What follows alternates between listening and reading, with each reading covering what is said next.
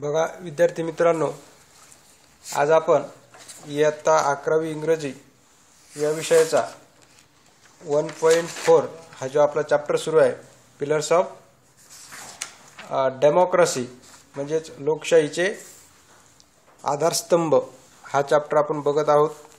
तर डॉक्टर बाबासाहेब आंबेडकर यांनी आपल्याला या चॅप्टरमधून लोकशाही म्हणजे काय आणि लोकशाहीचे आधारस्तंभ म्हणजे लोकशाही टिकून ठेवण्यासाठी कोणत्या गोष्टी आपण करायला पाहिजेत, या गोष्टीविषयी काय केलेलं आपल्याला या चॅप्टरमधून माहिती दिलेली आहे। तर बघा, या अगोदर आपले 2 लेक्चर झालेले आहे। आज आपलं 3रं लेक्चर आहे या चॅप्टरचं। तर ते पेज नंबर 38 वर 8 पर्यंत आपण काय केलेलं होतं, बघितलेलं होतं। तर आता बघा पेज नंबर 38 वर जी माहिती आहे समोरची ती आपण काय करणार आहोत, आजच्या लेक्चरमध्ये बघणार आहोत। तर बघा पेज नंबर 38 वर जो सुरुवातीचा पॅसेज आहे तिथून आपण काय करणार आहोत, सुरुवात करणार आहोत। तर बघा, some year ago the American Protestant Episcopal Church was occupied at its triennial convention in revising its liturgy.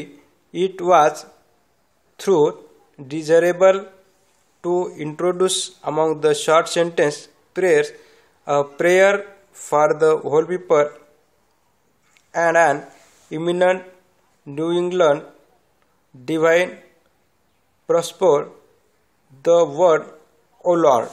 आणि डॉक्टर बाबासाहेब आंबेडकर म्हणतात की जे काही वर्षापूर्वी प्रोटेस्टंट जो काय अमेरिकन प्रोटेस्टंट एपिस्कोपल चर्च आहे, तर त्या चर्चच्या 300व्या वर्धापन दिनानिमित्त ऑक्युपाइड ट्रायनियल कन्व्हेन्शन, तर 300वा वर्धापन दिनानिमित्त त्या अधिवेशनात त्यांच्या म्हणजे काय सार्वजनिक प्रार्थना असती, त्या प्रार्थनेचं पुनर्लेखन करण्याचे कार्य काय होतं, चालू होतं।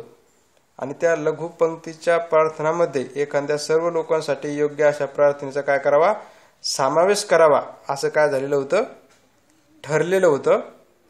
आणि त्या न्यू इंग्लंडच्या एका जो प्रख्यात काय असन धर्मगुरू असन,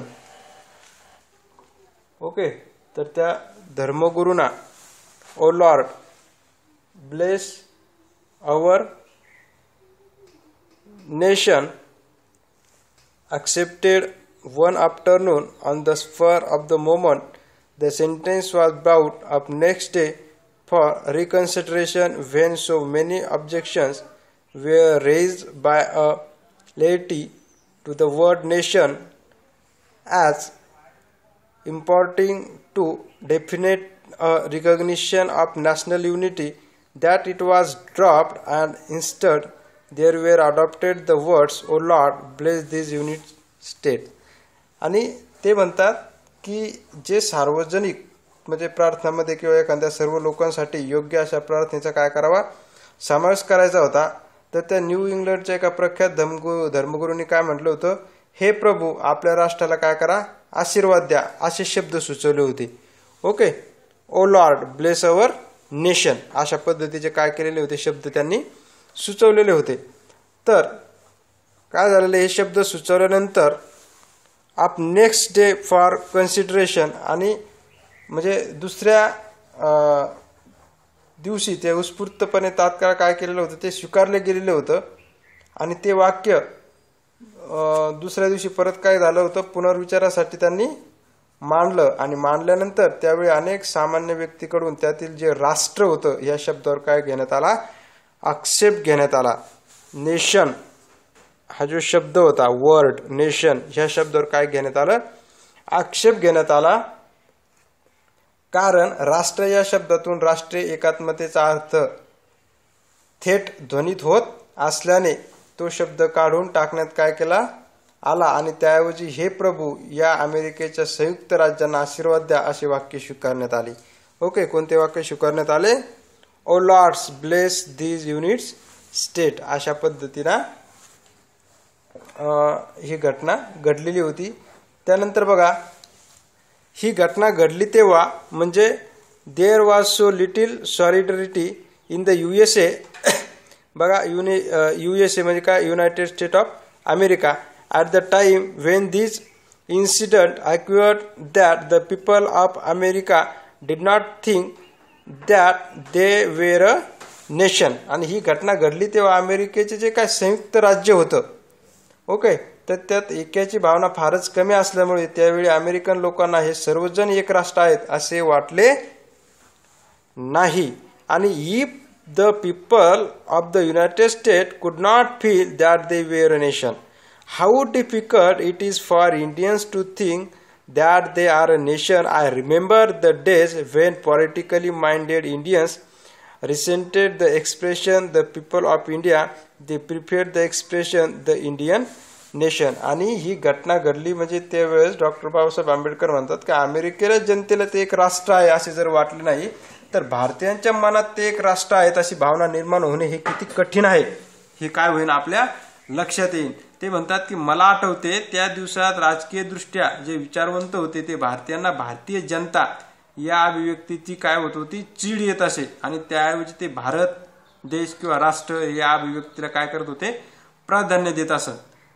तर डॉक्टर बाबासाहेब आंबेडकर म्हणतात की मला वाटते की आपण एक राष्ट्र आहोत असे मानणे ही आपण मनी रुजवलेला एक मोठा काय आहे, भ्रम आहे. म्हणजे सहस्रावधी जातीमध्ये विभागले गेलेले लोक एक राष्ट्र कसे बनू शकतात, आपण अद्याप राष्ट्र या शब्दाला सामाजिक व मानसिक दृष्ट्या काय केले नाही, विपरीत असणाऱ्या अर्थाचे राष्ट्र नाही आहोत. ही जाणीव जितक्या लवकर आपल्याला होईल तितके ते आपल्यासाठी काय असेल, चांगले आहेत. आणि तेव्हाच एक राष्ट्र बनण्याची निकड आपल्या काय होईल, लक्षात येईल. तर बघा, the Indian nation, I am of opinion that in believing that we are a nation, we are cherishing a great dilution. How can people divided into several thousands of castes be a nation?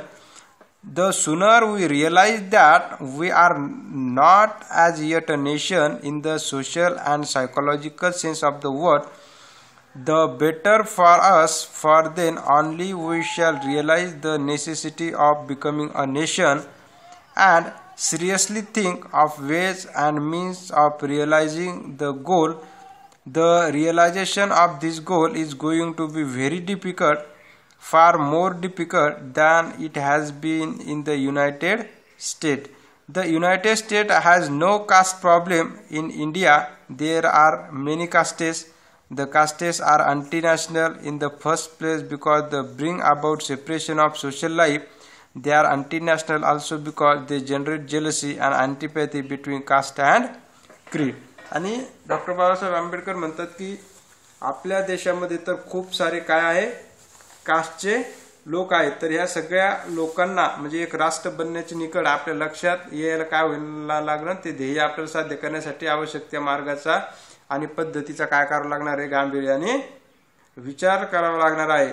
आणि अमेरिकेला होते त्यापेक्षा आपल्या देशाला या ध्येयाची पूर्तता करणे फार अवघड असणार आहे, ओके, कारण अमेरिकेला जातीची समस्या नाही, पण भारतात खूप सगळ्या काय आहेत, जाती आहेत आणि जाती राष्ट्रविरोधी असतात असं डॉक्टर बाबासाहेब आंबेडकर यांचं काय होतं, मत होतं. कारण सामाजिक जीवनात सर्वप्रथम जातीमुळे काय होतं, ताटातूट किंवा फूट निर्माण होते. बघा, त्यानंतर आपण शेवटच्या भागाकडे आलेलो आहेत. If we wish to become a nation in reality, for fraternity can be a fact only when there is a nation. Without fraternity, equality and liberty will be no deeper than coats of paint. आणि आपण वास्तवात एक राष्ट्र म्हणून उदयाला यावे अशी जर आपली इच्छा असेल तर या सर्व अडचणीवर आपल्याला काय करावं लागेल, मात करावं लागेल.